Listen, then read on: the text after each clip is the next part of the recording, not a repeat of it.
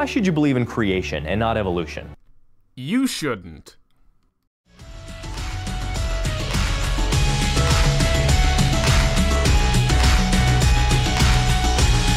I mean, scientifically speaking.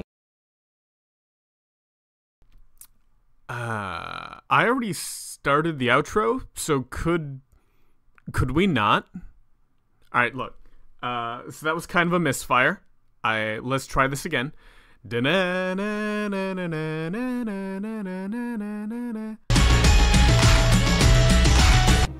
we proven that evolution is a fact? All right, I guess this is happening now. Over 1 million years ago, modern humans arrived on the planet.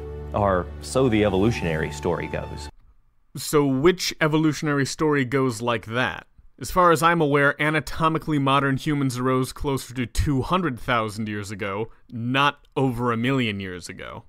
Now, you could be trying to say that humans have ancestors that are over 1 million years old, but I think you're being a bit myopic if that's the case, because we have ancestors going back billions of years, as do all other organisms. Now, have you ever wondered where all the people are if humans have been around for over 1 million years? Do you not get out much? There are a few billion of us scattered about. I'm sure you've ran into a few humans during your time. If we assume a really, really slow growth rate of just 0.01%. Why? A population that doubles every 7,000 years as opposed to 39 years like it does today. In just 1 million years, the number of people on Earth could be 10 to the 43rd power. Now that's an unimaginably large number that Earth could not even begin to sustain. Oh, excellent. So you accept the population size is subject to constraints, such as resource availability. So in a constantly changing environment, we shouldn't expect a consistent growth rate, or even necessarily a positive growth rate at all times. Well, alright, that wasn't as painful as I thought it was going to be.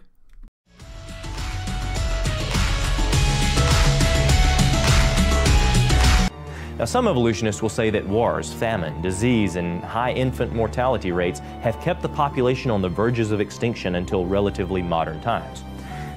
Fucking goddamn it, are you still on about this?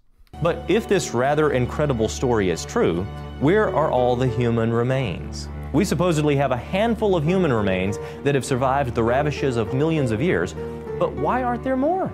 If evolution is true, there should be many more human remains to account for the billions of individuals who have died.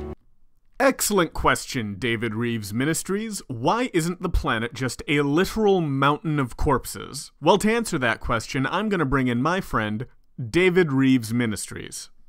Well, because when a creature dies, its remains decay away as scavengers do their work. It has to be buried very quickly, or else there's nothing left to fossilize. And even if we don't find human remains, we should find artifacts they left behind or were buried with.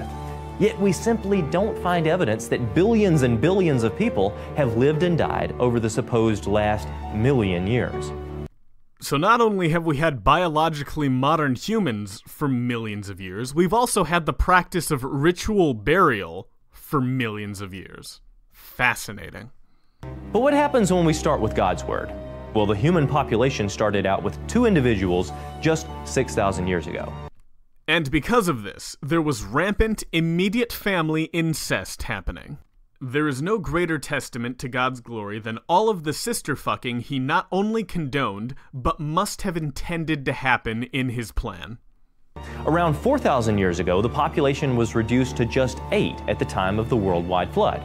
Now, if we start with those 8 people and assume a conservative growth rate of just 0.5%, you keep bringing up these growth rates and modifying them with adjectives like conservative, yet you never explain how it is you came to these numbers. Does it have something to do with the fact that you know how many humans exist now, you know how many humans you need to exist in the past for God's word to be correct, so you just calculate for a growth rate?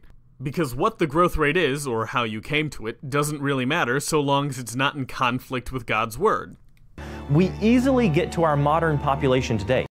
Wow. So the human population has had a steady growth rate of 0.5% during the time of high infant mortality, disease, and whatnot, and retains that steady growth rate today, in an era of relative peace and lots of advancements in both medical technology and availability? I am learning so much.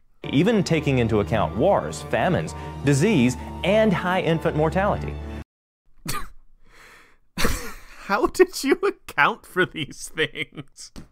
Giving a flat growth rate is not accounting for anything. The evidence confirms the Bible, not evolutionary ideas about the past. The data is making a clear case that almost completely precludes the notion of any more than a few thousand years of human existence. What data, you dick? You haven't presented any data. That's just one more scientific reason that you shouldn't believe in long ages of evolution. It takes a lot of faith. Did I respond to this video primarily because I knew it would be easy and I wanted to be lazy? Yes. However, I do think there is something somewhat interesting buried in that last sentence.